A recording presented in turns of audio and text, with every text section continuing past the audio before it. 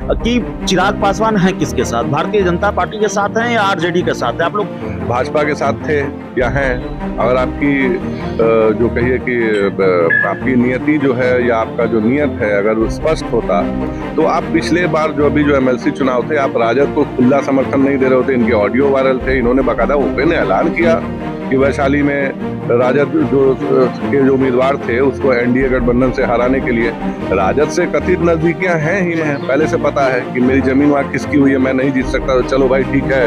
जो गढ़ रहा है लोजपा का जो जनक जो हमारे हाजीपुर वहाँ आने का सेफ सीट काहे चुन रहे हैं? मैं तो उनको ये भी दावा करता हूँ भैया अगर आप में इतने ही आप मास्कुलर हैं आप लड़ जाइए ना, आप सीधे किसी डायरेक्ट सीट से लड़ जाइए। आप मुख्यमंत्री के खिलाफ आप चुनाव लड़ जाइए, आप किसी के भी आप जनरल सीट से लड़ जाइए। आप इतने ही मास, आपको जरूरत क्या है? दूसरी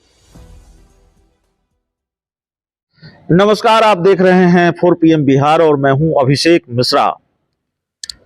चिराग पासवान और चाचा पशुपति पारस 2024 से पहले एक साथ आएंगे या नहीं आएंगे, ये बड़ा सवाल है। लेकिन साथ आएंगे या नहीं आएंगे उससे पहले चिराग पासवान ने क्या चाचा पशुपति पारस के साथ खेल किया, जिसका जिक्र या जिसका आरोप लगाए पशुपति पारस ने अपने भतीजे चिराग पासवान पर।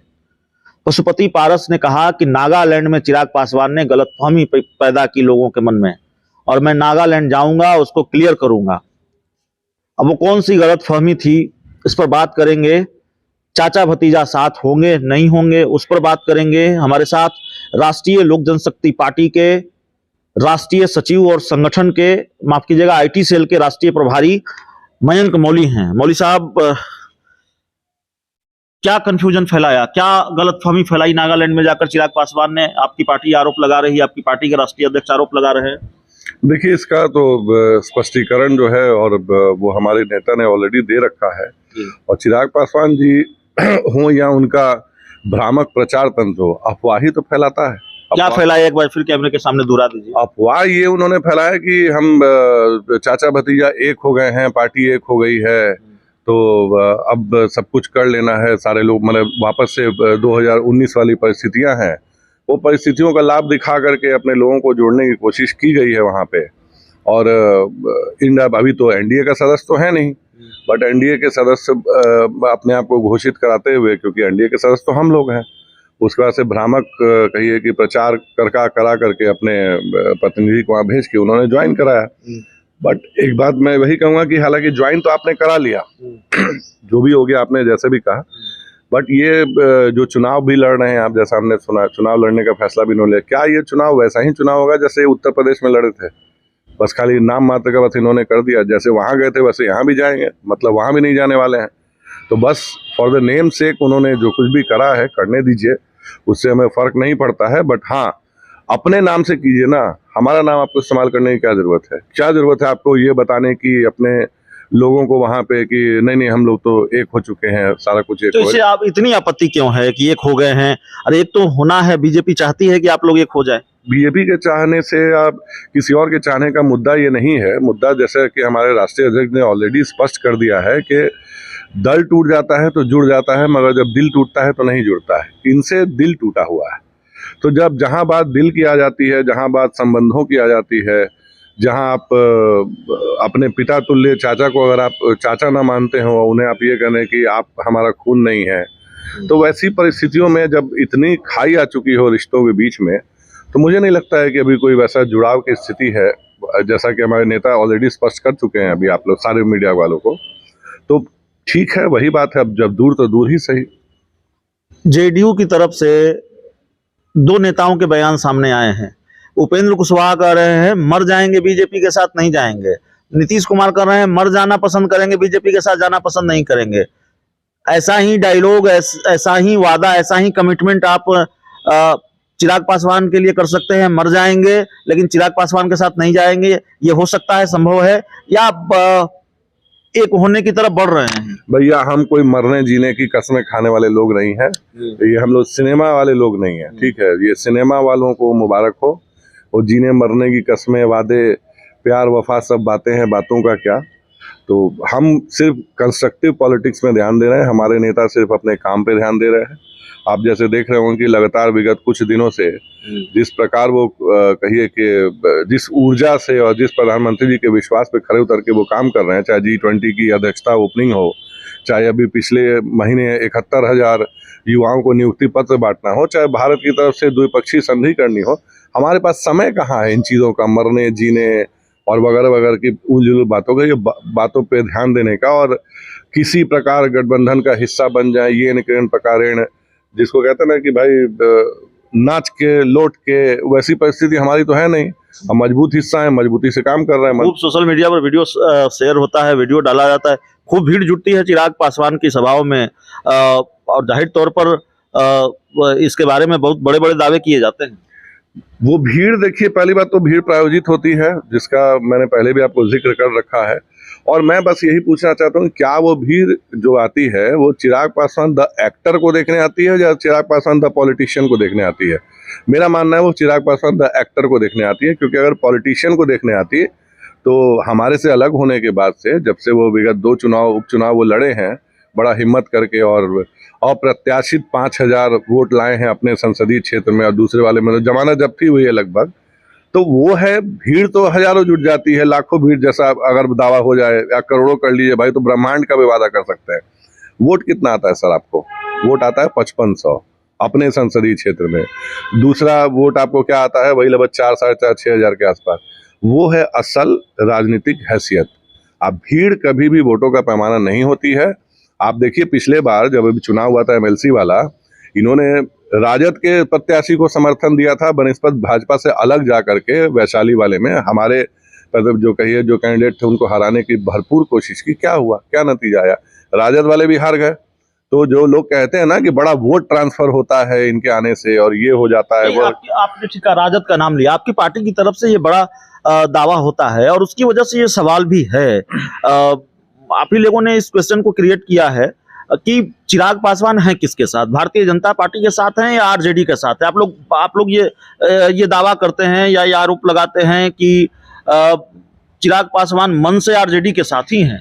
चिराग पासवान जी बेसिकली राजनीति में 2 टाइमिंग कर रहे हैं। सिंपल सी बात है, मैं आपको यही कहना चाहूँगा। अगर भाजपा के साथ थे या हैं, अगर आपकी जो कहिए कि आपकी नियति जो है या आपका जो नियत है अगर वो स्पष्ट होता, तो आप पिछले बार जो अभी जो MLC चुनाव थे, आप राजद को खुला समर्थन नहीं दे रहे होते। इनके ऑडियो वायरल थे। इन्होंने बाकायदा ओपन ऐलान किया कि वैशाली में राजद जो उम्मीदवार थे उसको NDA गठबंधन से हराने के लिए राजद से कथित नजदीकियां हैं ही। मैं तो हमेशा कहता हूँ बिहार में कुछ भी होता है, आप कह रहे हैं कुछ भी घटता है। आपने कब देखा इनको कि तेजस्वी यादव पे सवाल खड़े करते हुए?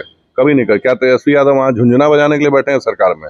उप मुख्यमंत्री हैं, तमाम बड़े विभाग उनके पास में है, उनसे सवाल काहे नहीं होता है इनसे? इसलिए भैया सवाल तो उठते ही हैं। आप 2 नाव की सवारी कर रहे हैं, आप लगे हैं कि इधर अगर बात बनी तो बनी, नहीं बनी तो वही सवाल है मेरा कि आप ये कह रहे हैं, आपकी पार्टी ये कह रही है कि चिराग पासवान का एक पैर बीजेपी की नाव पर है, दूसरा पैर महागठबंधन की नाव पर है। देखिए वो बेसिकली क्या बोला जाए, राजद के नाव में बैठ के बीजेपी को लव सिग्नल भेजते हैं, ठीक है, उससे कोई फर्क नहीं पड़ता है। बाकी जो है प्रधानमंत्री जी का विशेषाधिकार है कि कौन आएगा कौन नहीं आएगा। हम तो बस उन्हें वस्तुस्थिति से अवगत करा रहे हैं। भाई बिहार में देखिए क्या हो रहा है। नहीं होता तो आप ही बताइए ना, पिछले चुनाव में जब ये कहते थे कि मैं छाती फाड़ के दिखा देता हूँ कि भाई मेरे अंदर प्रधानमंत्री जी बसते हैं, मैं उनका हनुमान हूँ, तो हनुमान आपने क्या किया? 6 सीटें भाजपा के खिलाफ ही लड़वाए। आपने बाकायदा तेजस्वी यादव को समर्थन करने के लिए बाकी राघोपुर में आपने चुनाव लड़वा करके आपने भाजपा कैंडिडेट को हरवाया ताकि तेजस्वी जीत जाए। वैसे ही अलग अलग 6 महत्वपूर्ण जगहों पे। तो ये कौन से हनुमान है भैया? ये कौन से हनुमान हुए कि भैया अपने ही राम के खिलाफ आप कैंडिडेट उठा देते हैं? आप अपने ही कल ही अभी जो देखिएगा सदन में, अभी बजट के बाद जो प्रधानमंत्री जी का जो कहिए कि वो चल रहा था, जो अभिभाषण जो था, उस अभिभाषण से ये गायब थे। काहे गायब थे? कोई पूछने गया कभी? बड़ी संसदीय परंपराओं की बात होती है, बड़ी बात होती है कि नहीं भैया हम तो बड़े सांसदिक प्रणाली को आचरण वाले नेता हैं। आप क्यों गायब थे? पता है क्यों गायब थे? क्योंकि भले दुनिया में हल्ला जो भी फैला लें हैं, ये हमारे ही सांसद वहाँ पे संसद में हमारे ही नीचे हैं, और जस्ट बिकॉज इनको वहाँ उस दिन बोलने का मौका नहीं मिला, इनके छोटे भाई हमारे प्रदेश अध्यक्ष माननीय श्री प्रिंस राज जी ने राष्ट्रपति के अभिभाषण के जो धन्यवाद प्रस्ताव जो अपने दल की तरफ से ज्ञापित किया, उस जलन में ये सिर्फ वहां नहीं गए, चलिए ठीक है भाई से जलन है आपको, चाचा से जलन है, प्रधानमंत्री जी को तो आप अपना राम मानते हैं ना।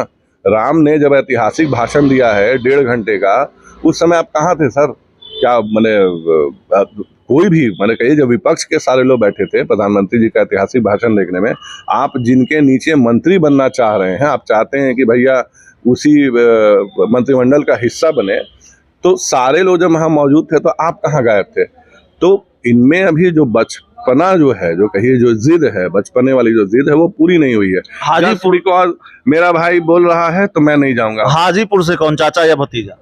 चाचा, ऑब्वियसली चाचा चुनाव लड़ेंगे, ऑब्वियसली उन्होंने क्लियर कर दिया भाई, जिसको आना है। भतीजा भी अपनी दावेदारी नहीं छोड़ेंगे, इसके संकेत मिल रहे हैं। चाचा जी पशुपति पारस जी ने क्लियर कर रखा है, जिसको आना है और जितने को आना है आ जाओ। उनका पांव वहां अंगद की तरह मजबूत है, वो हाजीपुर की सीट नहीं छोड़ने वाले हैं, और इस बार उससे भी ज्यादा बीजेपी कहेगी तब भी नहीं छोड़ेंगे। बीजेपी क्यों कहेगी? बीजेपी क्यों कहेगी? विनिंग चिराग पासवान के लिए कहेगी। अरे भैया, चिराग पासवान जी से उनका हाँ, तो आप मुझे ये बताइए, पहली बात इसी में सवाल आता है, कहाँ तो दावा है कि आप बहुत बड़े नेता हैं, मास पुलर हैं, मास कहिए कि आपकी अपील है, काहे छोड़ना? काहे जमुई से काहे डर लग रहा है आपको? क्यों डर लग रहा है? जमुई काहे भागना चाहते हैं? क्यों डब्बा गोल है आपका?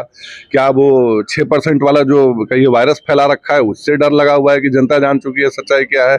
या फिर ये है कि नहीं भैया हम जानते हैं, पहले से पता है कि मेरी जमीन वहाँ खिसकी हुई है, मैं नहीं जीत सकता, तो चलो भाई ठीक है, जो गढ़ रहा है लोजपा का जो जनक जो हमारे हाजीपुर है, वहाँ आने का सेफ सीट काहे चुन रहे हैं? मैं तो उनको ये भी दावा करता हूँ, भैया अगर आप में इतने ही आप मास पुलर हैं, आप लड़ जाइए ना, आप सीधे किसी डायरेक्ट सीट से लड़ जाइए, आप मुख्यमंत्री के खिलाफ आप चुनाव लड़ जाइए, आप किसी के भी, आप जनरल सीट से लड़ जाइए, आप इतने ही मास, आपको जरूरत क्या है? दूसरी बात रही जो हाजीपुर में बार बार कहते हैं, मेरे नेता स्पष्ट कर चुके हैं और हाजीपुर की जनता ने स्पष्ट कर दिया है, कोई वैकेंसी नहीं है। सब दूसरी बात, और जिसको आना है और जितनों को आना है आ जाए लड़ने के लिए। 2024 पशुपति कुमार पारस जी हाजीपुर से लड़ेंगे और रिकॉर्ड मतों से जीतेंगे। तो 2024 पशुपति कुमार पारस लड़ेंगे, चाचा भतीजा एक होंगे इसकी कोई संभावना नहीं है। चिराग पासवान और पशुपति पारस एक होंगे इसकी फिलहाल कोई संभावना नहीं है, बावजूद इसके कि बीजेपी इस कोशिश में लगी हुई है। बहुत बहुत धन्यवाद।